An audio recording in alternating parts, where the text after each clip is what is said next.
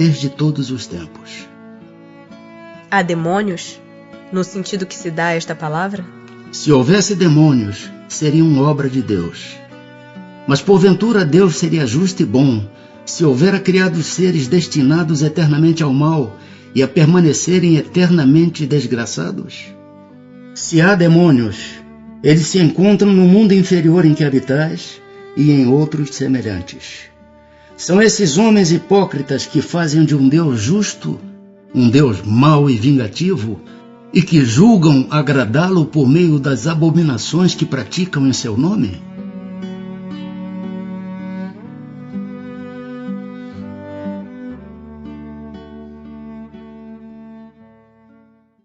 Capítulo 2 da Encarnação dos Espíritos.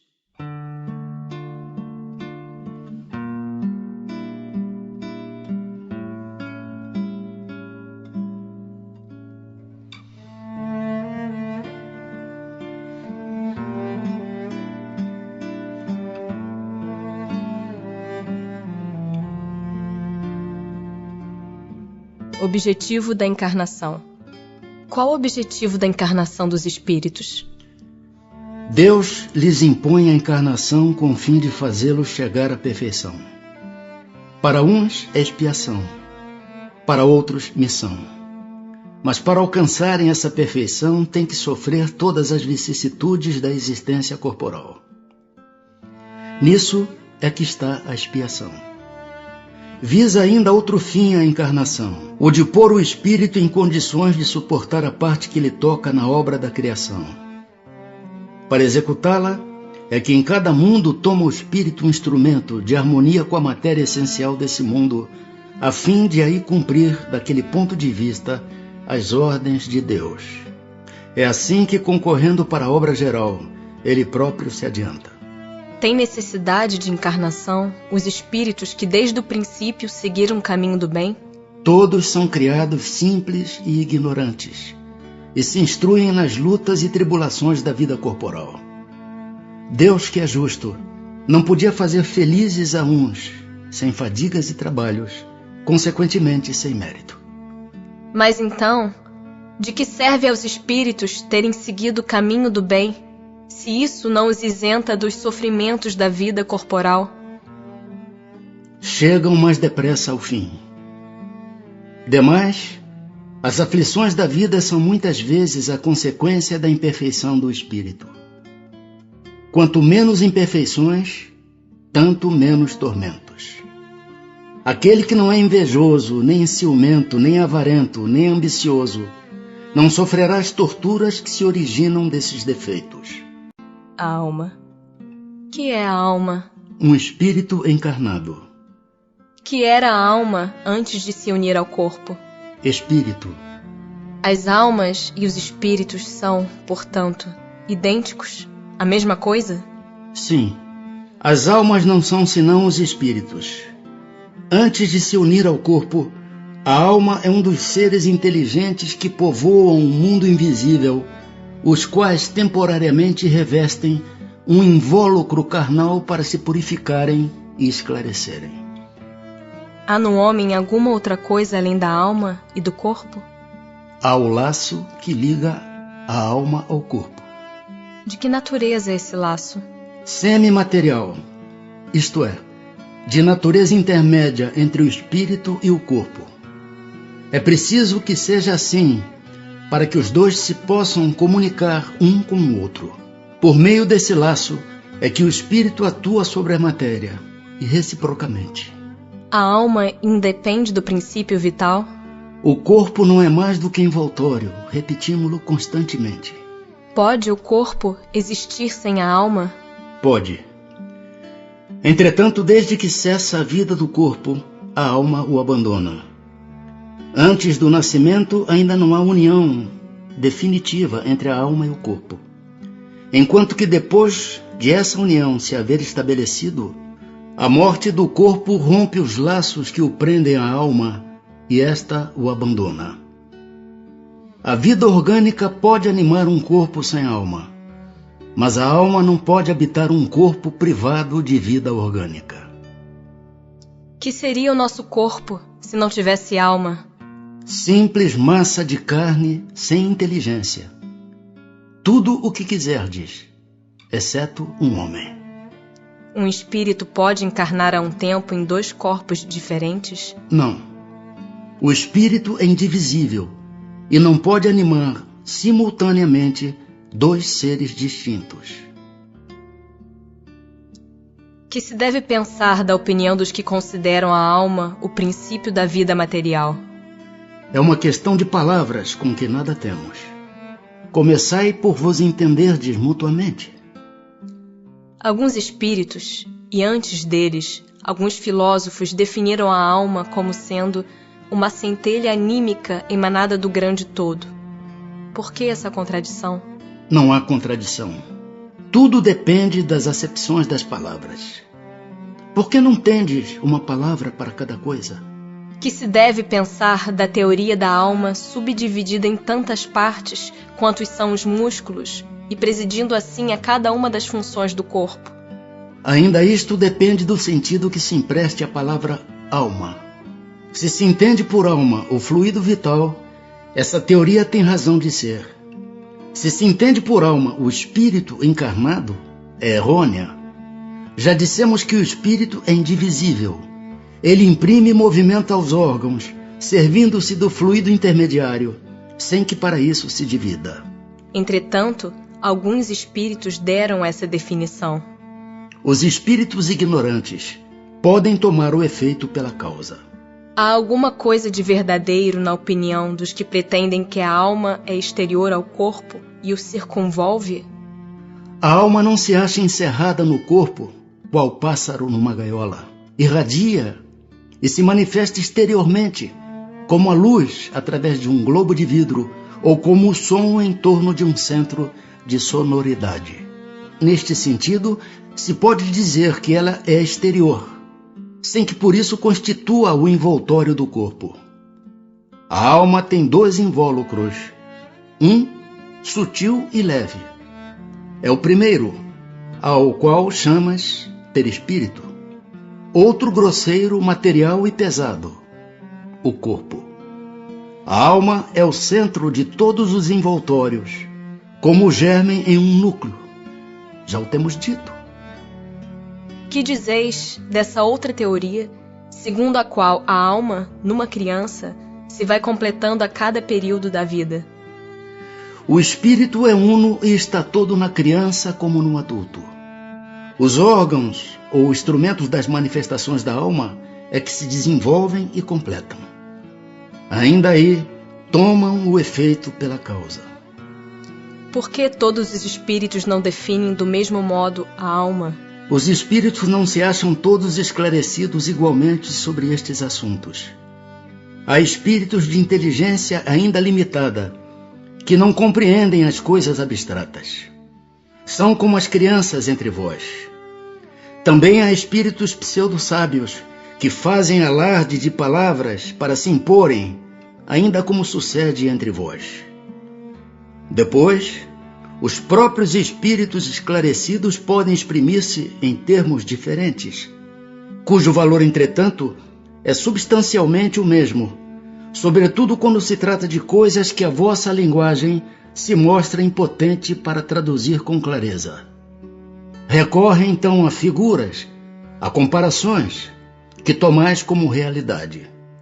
Que se devem entender por alma do mundo? O princípio universal da vida e da inteligência, do qual nascem as individualidades.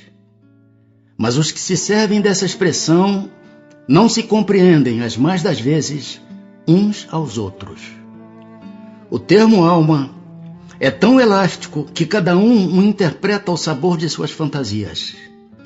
Também à terra hão atribuído uma alma. Por alma da terra se deve entender o conjunto dos espíritos abnegados, que dirigem para o bem as vossas ações, quando os escutais, e que de certo modo são os lugares tenentes de Deus com relação ao vosso planeta. Como se explica que tantos filósofos antigos e modernos, durante tão longo tempo, hajam discutido sobre a ciência psicológica e não tenham chegado ao conhecimento da verdade? Esses homens eram os precursores da eterna doutrina espírita. Prepararam os caminhos. Eram homens e, como tais, se enganaram, tomando suas próprias ideias pela luz. No entanto, mesmo os seus erros servem para realçar a verdade, mostrando o pró e o contra. Demais, entre esses erros se encontram grandes verdades que um estudo comparativo torna apreensíveis. A alma tem, no corpo, sede determinada e circunscrita? Não. Porém, nos grandes gênios, em todos os que pensam muito, ela reside mais particularmente na cabeça, ao passo que ocupa principalmente o coração, naqueles que muito sentem e cujas ações têm todas por objeto a humanidade. Que se deve pensar da opinião dos que situam a alma num centro vital? Quer isso dizer que o espírito habita de preferência essa parte do vosso organismo, por ser aí o ponto de convergência de todas as sensações. Os que a situam no que consideram o centro da vitalidade, esses a confundem com o fluido ou princípio vital. Pode, todavia, dizer-se que a sede da alma se encontra especialmente nos órgãos que servem para as manifestações intelectuais e morais. Materialismo.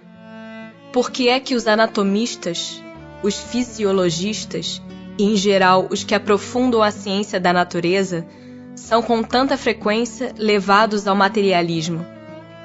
O fisiologista refere tudo ao que vê. Orgulho dos homens, que julgam saber tudo e não admitem haja coisa alguma que lhes esteja acima do entendimento. A própria ciência que cultivam os enche de presunção. Pensam que a natureza nada lhes pode conservar oculto. Não é de lastimar que o materialismo seja uma consequência de estudos que deveriam, contrariamente, mostrar ao homem a superioridade da inteligência que governa o mundo? Deve-se daí concluir que são perigosos? Não é exato que o materialismo seja uma consequência desses estudos. O homem é que deles tira uma consequência falsa, pela razão de lhe ser dado abusar de tudo, mesmo das melhores coisas. Acresce que nada os amedronta mais do que eles quereriam que parecesse, e os espíritos fortes, quase sempre, são antes fanfarrões do que bravos. Na sua maioria, só são materialistas porque não têm com que encher o vazio do abismo que diante deles se abre. Mostrai-lhes uma âncora de salvação e a ela se agarrarão pressurosamente.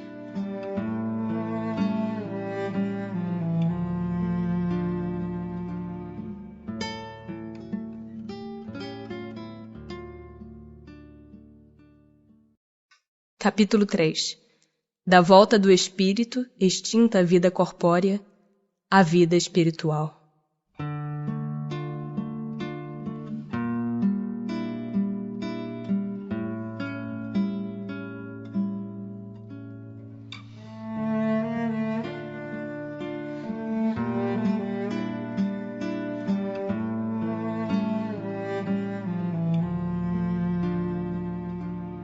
A alma após a morte. Que sucede à alma no instante da morte? Volta a ser espírito, isto é, volve ao mundo dos espíritos, donde se apartara momentaneamente. A alma, após a morte, conserva a sua individualidade? Sim, jamais a perde. Que seria ela se não a conservasse? Como comprova a alma a sua individualidade, uma vez que não tem mais corpo material? Continua a ter um fluido que lhe é próprio, haurido na atmosfera do seu planeta, e que guarda a aparência de sua última encarnação, seu perispírito. A alma nada leva consigo deste mundo? Nada, a não ser a lembrança e o desejo de ir para um mundo melhor. Lembrança cheia de doçura ou de amargor, conforme o uso que ela fez da vida. Quanto mais pura for, melhor compreenderá a futilidade do que deixa na terra. Que pensar da opinião dos que dizem que após a morte a alma retorna ao todo universal? O conjunto dos espíritos não forma um todo? Não constitui um mundo completo? Quando estás numa assembleia, és parte integrante dela, mas não obstante, conservas sempre a tua individualidade. Que prova podemos ter da individualidade da alma depois da morte? Não tendes essa prova nas comunicações que recebes? Se não fosses cegos, verias. Se não fosses surdos, ouverias. Pois que muito a miúde uma voz vos fala, reveladora da existência de um ser que está fora de vós. Em que sentido se deve entender a vida eterna? A vida do espírito é que é eterna. A do corpo é transitória e passageira.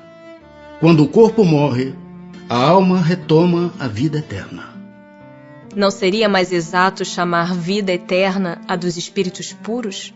Dos que, tendo atingido a perfeição, não estão sujeitos a sofrer mais prova alguma? Essa é antes a felicidade eterna. Mas isto constitui uma questão de palavras. Chamai as coisas como quiserdes, contanto que vos entendais. Separação da alma e do corpo. É dolorosa a separação da alma e do corpo? Não. O corpo quase sempre sofre mais durante a vida do que no momento da morte. A alma, nenhuma parte toma nisso. Os sofrimentos que algumas vezes se experimentam no instante da morte são um gozo para o espírito que vê chegar o termo do seu exílio. Como se opera a separação da alma e do corpo? Frágeis os laços que a retinham, ela se desprende. A separação se dá instantaneamente por brusca transição? Haverá alguma linha de demarcação nitidamente traçada entre a vida e a morte? Não. A alma se desprende gradualmente. Não se escapa como um pássaro cativo a que se restitua subitamente a liberdade. Aqueles dois estados se tocam e confundem, de sorte que o espírito se solta pouco a pouco dos laços que o prendiam. Estes laços se desatam, não se quebram. A separação definitiva da alma e do corpo pode ocorrer antes da cessação completa da vida orgânica? Na agonia, a alma, algumas vezes, já tem deixado o corpo. Nada mais há que a vida orgânica. O homem já não tem consciência de si mesmo. Entretanto, ainda lhe resta um sopro de vida orgânica. O corpo é a máquina que o coração põe em movimento. Existe enquanto o coração faz circular nas veias o sangue, para o que não necessita da alma. No momento da morte, a alma sente, alguma vez, qualquer aspiração ou êxtase que lhe faça entrever o mundo onde vai de novo entrar? Muitas vezes, a alma sente que se desfazem os laços que a prendem ao corpo. Emprega então todos os esforços para desfazê-los inteiramente. Já em parte desprendida da matéria, vê o futuro desdobrar-se diante de si e goza por antecipação do estado de espírito.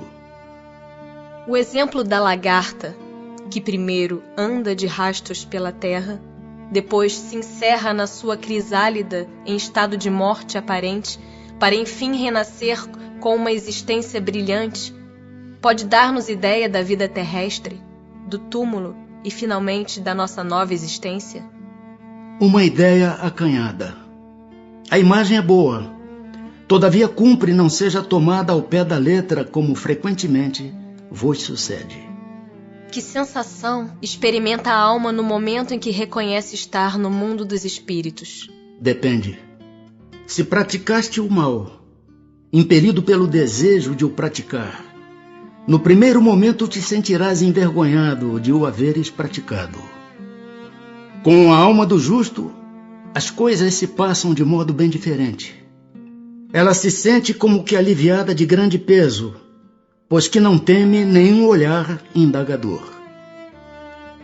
O espírito se encontra imediatamente com os que conheceu na terra e que morreram antes dele?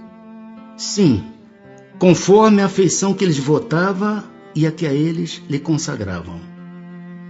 Muitas vezes aqueles seus conhecidos o vêm receber à entrada do mundo dos espíritos e o ajudam a desligar-se das faixas da matéria. Encontra-se também com muitos dos que conheceu e perdeu de vista durante a sua vida terrena. Vê os que estão na erraticidade, como vê os encarnados e os vai visitar.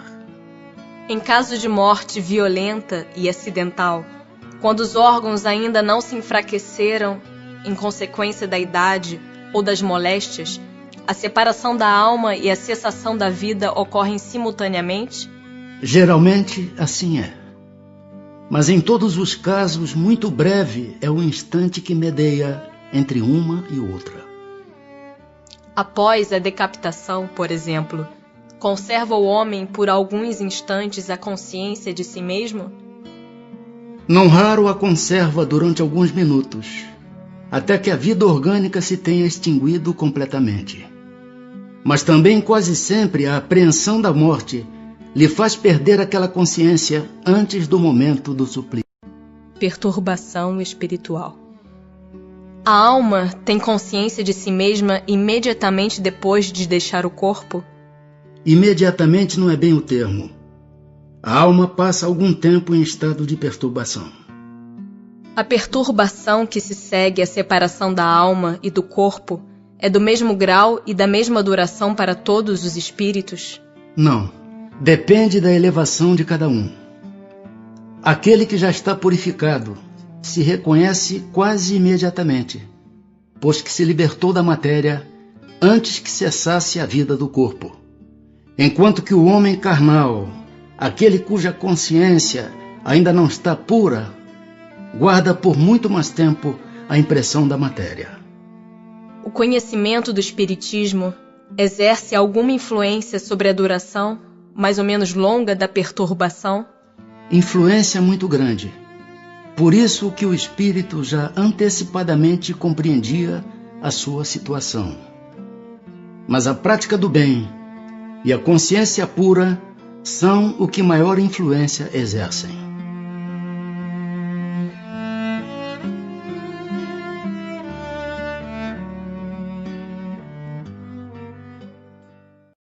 Capítulo 4.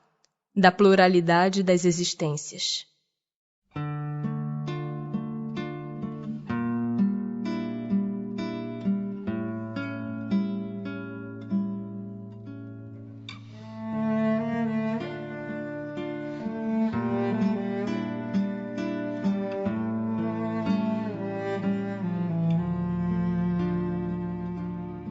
A reencarnação. Como pode a alma que não alcançou a perfeição durante a vida corpórea acabar de depurar-se? Sofrendo a prova de uma nova existência. Como realiza essa nova existência? Será pela sua transformação como espírito? Depurando-se, a alma indubitavelmente experimenta uma transformação. Mas para isso necessária lhe é a prova da vida corporal. A alma passa então por muitas existências corporais? Sim, todos contamos muitas existências. Os que dizem o contrário pretendem manter-vos na ignorância em que eles próprios se encontram. Esse o desejo deles. Parece resultar desse princípio que a alma, depois de haver deixado um corpo, toma outro, ou então que reencarna em novo corpo. É assim que se deve entender? Evidentemente. Qual o fim objetivado com a reencarnação? Expiação. Melhoramento progressivo da humanidade. Sem isto, onde a justiça? É limitado o número das existências corporais ou o espírito reencarna perpetuamente? A cada nova existência, o espírito dá um passo para diante na senda do progresso.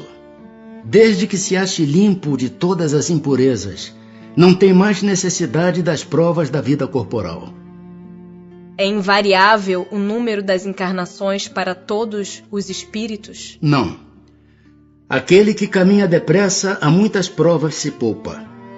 Todavia, as encarnações sucessivas são sempre muito numerosas, porquanto o progresso é quase infinito.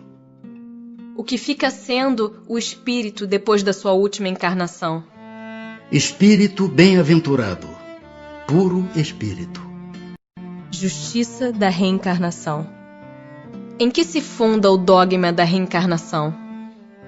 Na justiça de Deus e na revelação, pois incessantemente repetimos: o bom pai deixa sempre aberta a seus filhos uma porta para o arrependimento.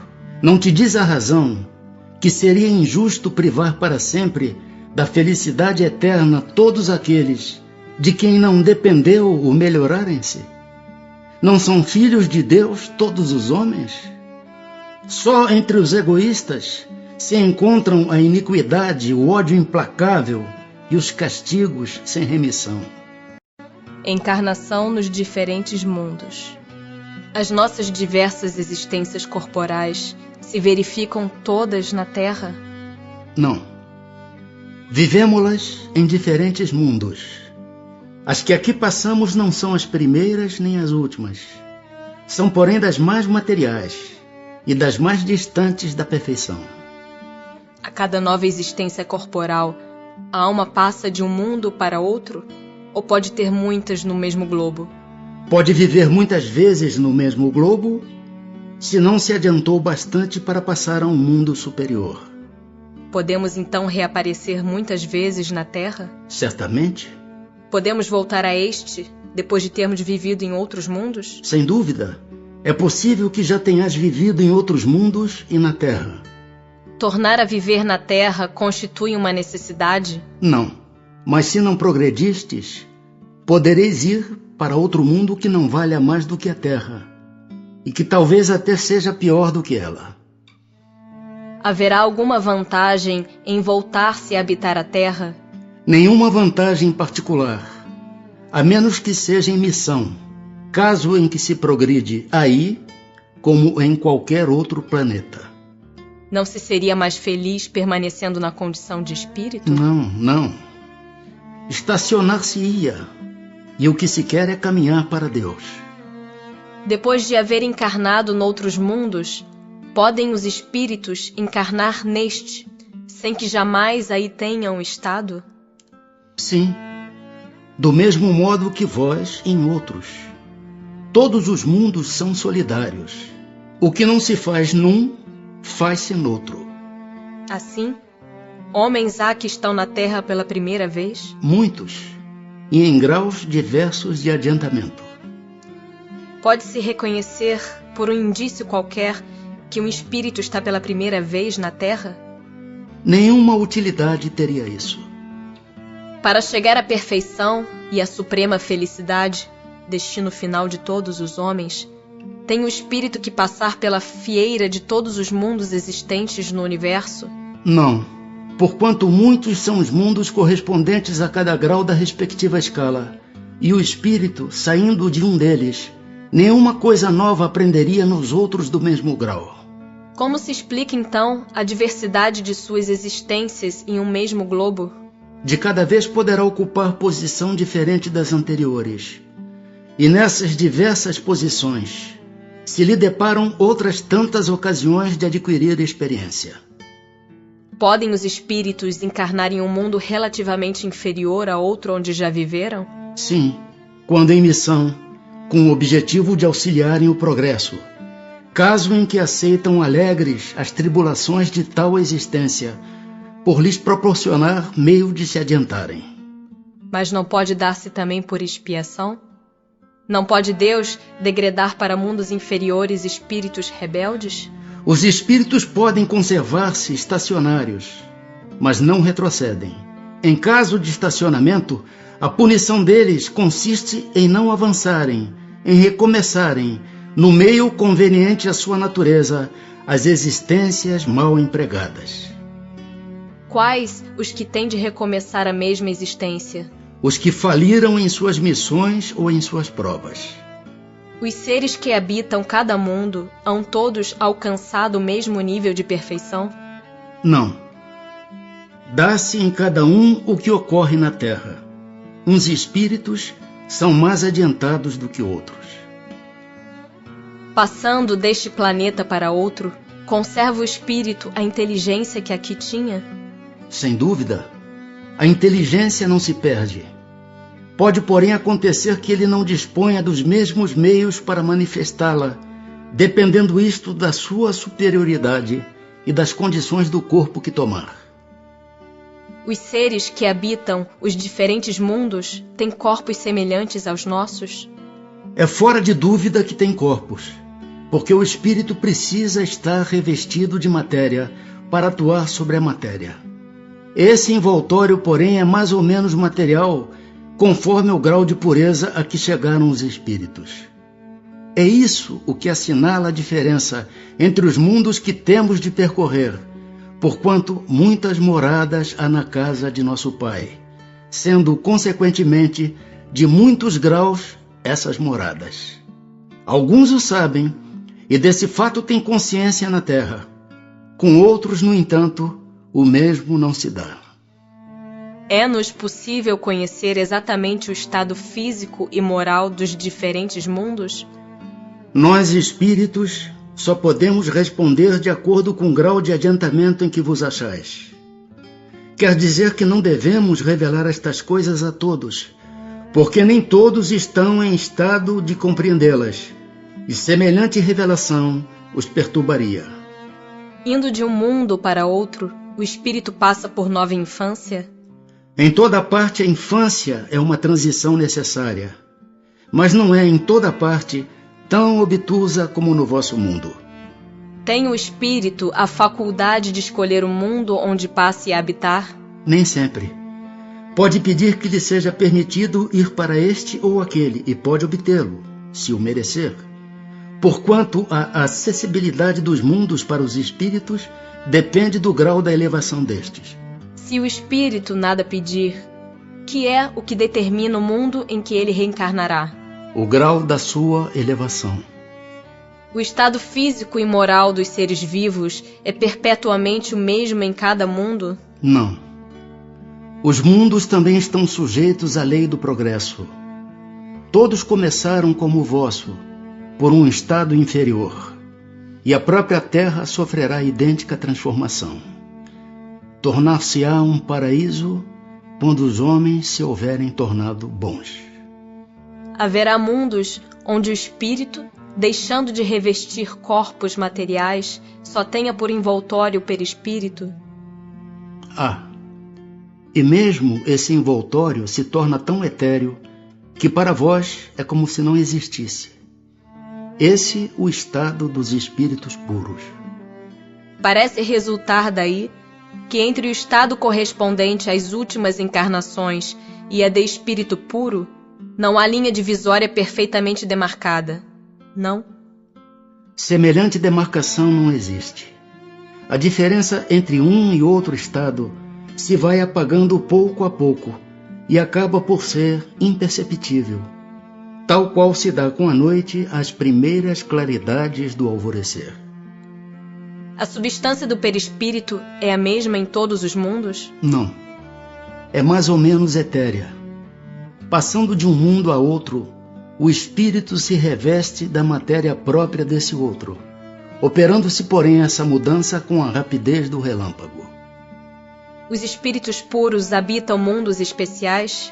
Ou se acham no espaço universal sem estarem mais ligados a um mundo do que a outros? Habitam certos mundos, mas não lhes ficam presos, como os homens à terra. Podem, melhor do que os outros, estar em toda parte. Transmigrações progressivas.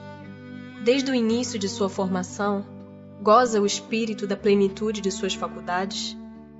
Não, pois que para o espírito, como para o homem, também há infância.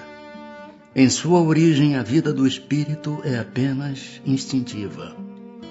Ele mal tem consciência de si mesmo e de seus atos. A inteligência só pouco a pouco se desenvolve. Qual o estado da alma na sua primeira encarnação? o da infância na vida corporal. A inteligência então apenas desabrocha, a alma se ensaia para a vida. As dos nossos selvagens são almas no estado de infância? De infância relativa, pois já são almas desenvolvidas, visto que já nutrem paixões. Então, as paixões são um sinal de desenvolvimento? De desenvolvimento, sim. De perfeição, porém, não. São sinal de atividade e de consciência do eu, porquanto na alma primitiva a inteligência e a vida se acham no estado de germen. Pode alguém, por um proceder impecável na vida atual, transpor todos os graus da escala do aperfeiçoamento e tornar-se espírito puro, sem passar por outros graus intermédios? Não, pois o que o homem julga perfeito, longe está da perfeição. Há qualidades que lhe são desconhecidas e incompreensíveis. Poderá ser tão perfeito quanto o comporte a sua natureza terrena, mas isso não é a perfeição absoluta. Dá-se com o espírito o que se verifica com a criança, que por mais precoce que seja, tem de passar pela juventude antes de chegar à idade da madureza. E também com o enfermo que, para recobrar a saúde, tem que passar pela convalescença. Demais, ao espírito cumpre progredir em ciência e em moral. Se somente se adiantou num sentido, importa se adiante no outro, para atingir o extremo superior da escala. Contudo, quanto mais o homem se adiantar na sua vida atual, tanto menos longas e penosas lhe serão as provas que se seguirem. Pode ao menos o homem, na vida presente, preparar com segurança para si uma existência futura menos prenhe de amarguras? Sem dúvida. Pode reduzir a extensão e as dificuldades do caminho. Só o descuidoso permanece sempre no mesmo ponto. Pode um homem, nas suas novas existências, descer mais baixo do que esteja na atual? Com relação à posição social, sim. Como espírito, não. É possível que em nova encarnação a alma de um homem de bem anime o corpo de um celerado? Não, visto que não pode degenerar. A alma de um homem perverso pode tornar-se a de um homem de bem? Sim, se arrependeu. Isso constitui então uma recompensa. A possibilidade de se melhorar em noutra existência não será de molde a fazer que certas pessoas perseverem no mau caminho, dominadas pela ideia de que poderão corrigir-se mais tarde? Aquele que assim pensa em nada crê, e a ideia de um castigo eterno não o refriaria mais do que qualquer outra, porque sua razão a repele. E semelhante ideia induz à incredulidade a respeito de tudo. Se unicamente meios racionais se tivessem empregado para guiar os homens, não haveria tantos céticos. De fato, um espírito imperfeito poderá durante a vida corporal pensar como dizes, mas liberto que se veja da matéria, pensará de outro modo, pois logo verificará que fez cálculo errado. E então, sentimento oposto a esse trará ele para a sua nova existência. É assim que se efetua o progresso, e essa a razão por que na Terra os homens são desigualmente adiantados. Uns já dispõem de experiência que a outros falta, mas que adquirirão pouco a pouco. Deles depende o acelerar-se-lhes o progresso ou retardar-se indefinidamente. Não podendo os espíritos aperfeiçoar-se a não ser por meio das tribulações da existência corpórea, segue-se que a vida material seja uma espécie de crisol ou de depurador por onde tem que passar todos os seres do mundo espírita para alcançarem a perfeição? Sim, é exatamente isso. Eles se melhoram nessas provas evitando o mal e praticando o bem. Porém, somente ao cabo de mais ou menos longo tempo, conforme os esforços que empreguem. Somente após muitas encarnações ou depurações sucessivas, atingem a finalidade para que tendem. É o corpo que influi sobre o espírito para que este se melhore, ou o espírito que influi sobre o corpo? Teu espírito é tudo. Teu corpo é simples veste que apodrece. Estudo. Sorte das crianças depois da morte. Poderá ser tão adiantado quanto de um adulto o espírito de uma criança que morreu em tenra idade? Algumas vezes o é, muito mais. Porquanto pode dar-se que muito mais já tenha vivido e adquirido maior soma de experiência. Sobretudo se progrediu.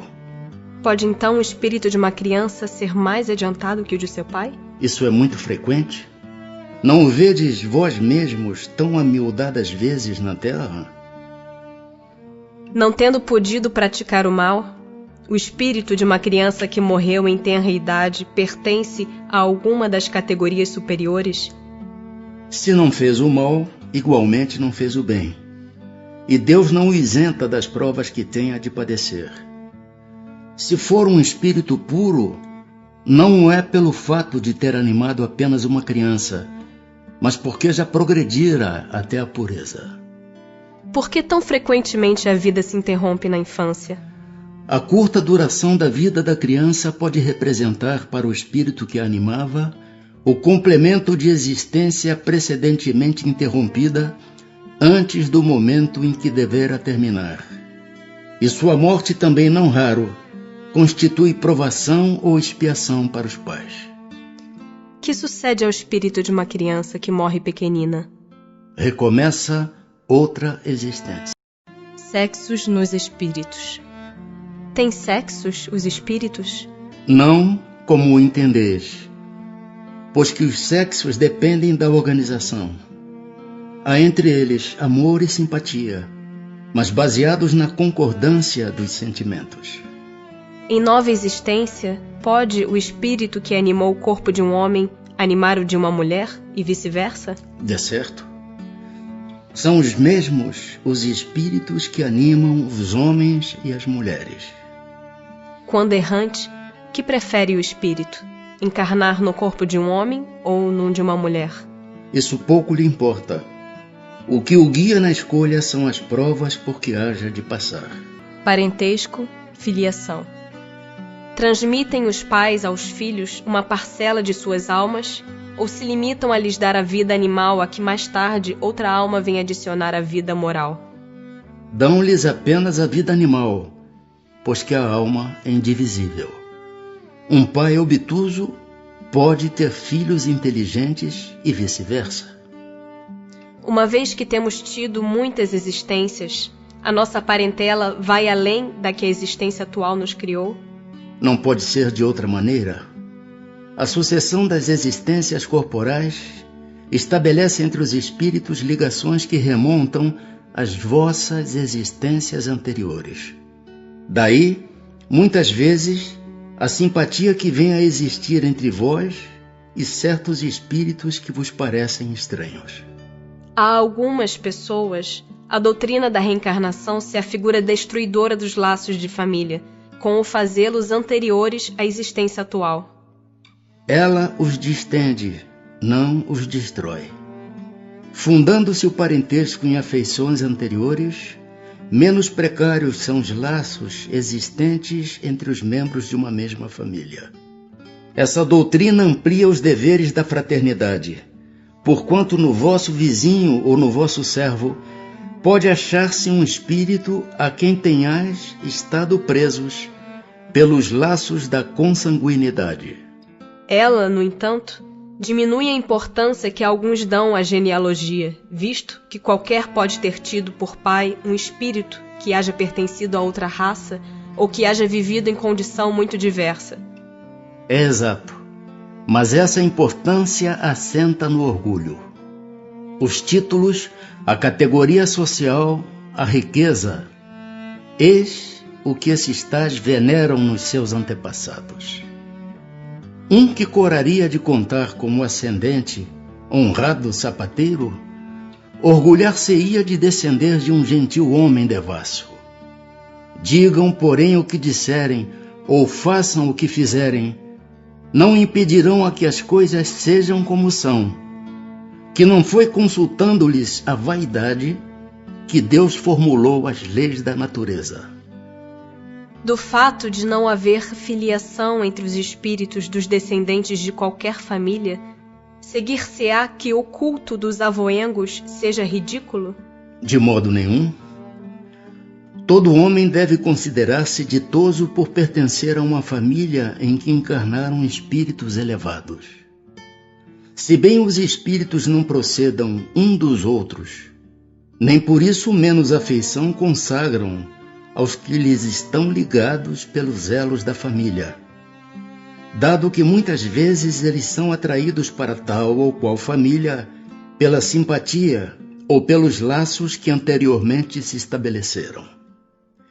Mas ficais certos de que os vossos antepassados não se honram com o culto que lhes tributais por orgulho.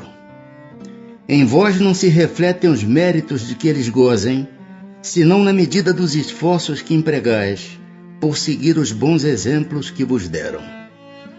Somente nestas condições lhes é grata e até mesmo útil a lembrança que deles guardais. Parecenças físicas e morais. Frequentemente, os pais transmitem aos filhos a parecença física. Transmitirão também alguma parecença moral? Não, que diferentes são as almas ou espíritos de uns e outros. O corpo deriva do corpo, mas o espírito não procede do espírito. Entre os descendentes das raças, apenas há consanguinidade. De onde se originam as parecenças morais que costuma haver entre pais e filhos? É que uns e outros são espíritos simpáticos, que reciprocamente se atraíram pela analogia dos pendores. Nenhuma influência exercem os espíritos dos pais sobre o filho depois do nascimento deste? Ao contrário, bem grande influência exercem. Conforme já dissemos, os espíritos têm que contribuir para o progresso uns dos outros. Pois bem, os espíritos dos pais têm por missão desenvolver os dos seus filhos pela educação. Constitui-lhes isso uma tarefa. Tornar-se-ão culpados se vierem a falir no seu desempenho. Por que é que de pais bons e virtuosos nascem filhos de natureza perversa? Por outra, por que é que as boas qualidades dos pais nem sempre atraem, por simpatia, um bom espírito para lhes animar o filho?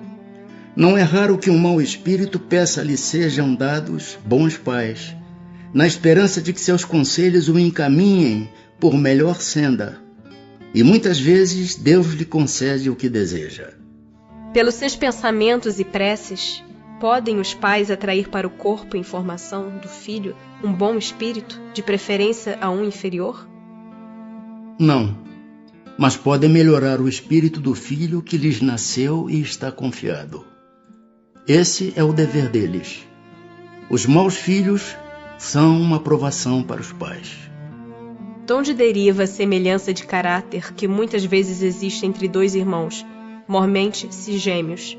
São espíritos simpáticos que se aproximam por analogia de sentimentos e se sentem felizes por estar juntos. Há dois espíritos, ou por outra, duas almas, nas crianças cujos corpos nascem ligados, tendo comuns alguns órgãos? Sim, mas a semelhança entre elas é tal que faz-vos pareçam em muitos casos uma só. Pois que nos gêmeos os espíritos encarnam por simpatia, de onde provém a aversão que às vezes se nota entre eles? Não é de regra que sejam simpáticos os espíritos dos gêmeos.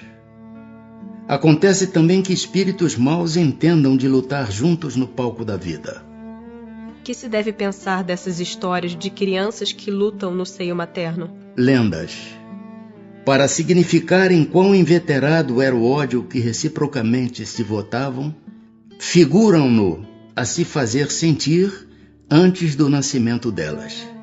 Em geral, não levais muito em conta as imagens poéticas.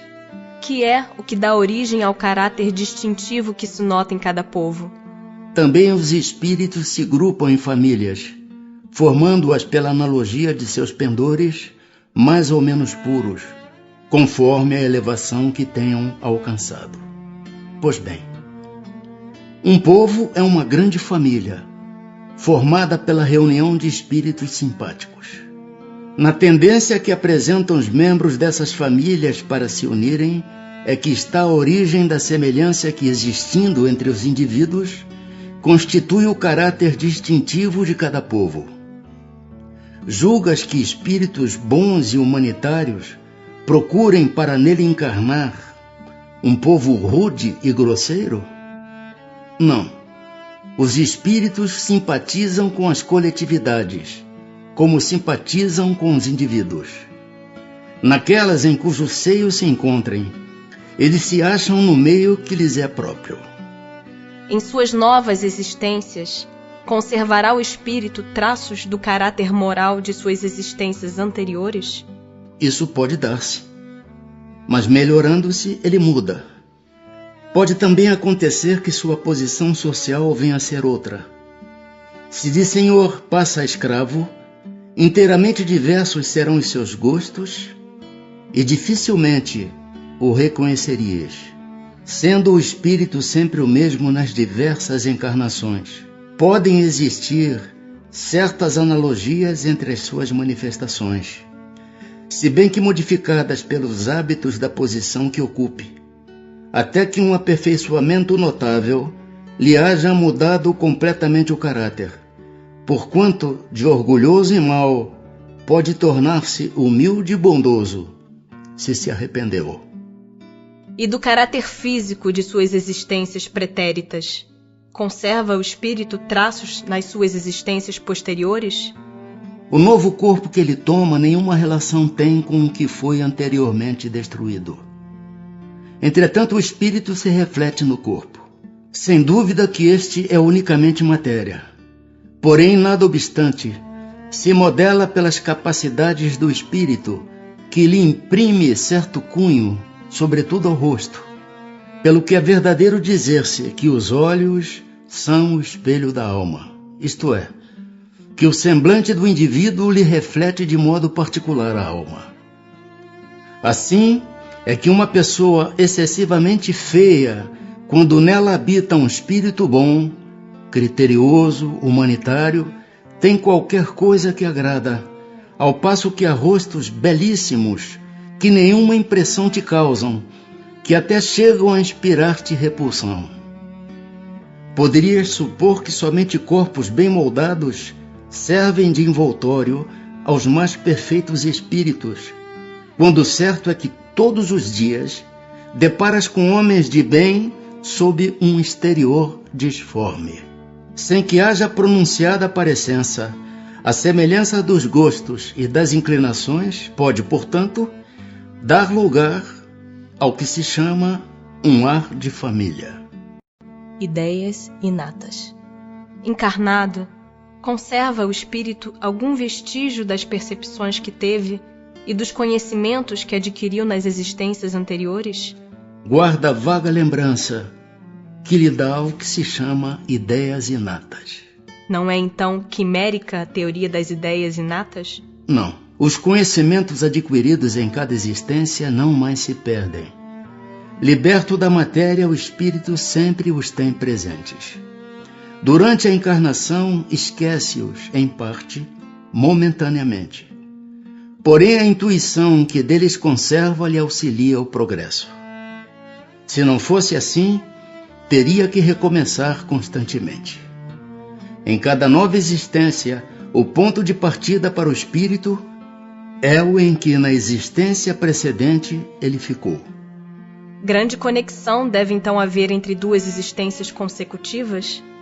Nem sempre tão grande quanto talvez o suponhas, dado que bem diferentes são muitas vezes as posições do espírito nas duas, e que no intervalo de uma a outra pode ele ter progredido. Qual a origem das faculdades extraordinárias dos indivíduos que, sem estudo prévio, parecem ter a intuição de certos conhecimentos, os das línguas, do cálculo e etc.? Lembrança do passado. Progresso anterior da alma, mas de que ela não tem consciência. De onde queres que venham tais conhecimentos? O corpo muda, o espírito, porém, não muda, embora troque de roupagem. Pode o espírito, mudando de corpo, perder algumas faculdades intelectuais? Deixar de ter, por exemplo, o gosto das artes? Sim, desde que conspurcou a sua inteligência ou a utilizou mal. Depois, uma faculdade qualquer pode permanecer adormecida durante uma existência por querer o espírito exercitar outra, que nenhuma relação tem com aquela. Esta então fica em estado latente para reaparecer mais tarde. Dever-se-ão atribuir a uma lembrança retrospectiva o sentimento instintivo que o homem, mesmo quando selvagem, possui da existência de Deus e o pressentimento da vida futura? É uma lembrança que ele conserva do que sabia como espírito antes de encarnar. Mas o orgulho, frequentemente, abafa esse sentimento. Serão devidas a essa mesma lembrança certas crenças relativas à doutrina espírita que se observam em todos os povos? Esta doutrina é tão antiga quanto o mundo. Tal o motivo por que em toda parte a encontramos, o que constitui prova de que é verdadeira. Conservando a intuição do seu estado de espírito, o espírito encarnado tem instintivamente consciência do mundo invisível, mas os preconceitos, seguidas vezes, falseiam essa ideia e a ignorância lhe mistura a superstição.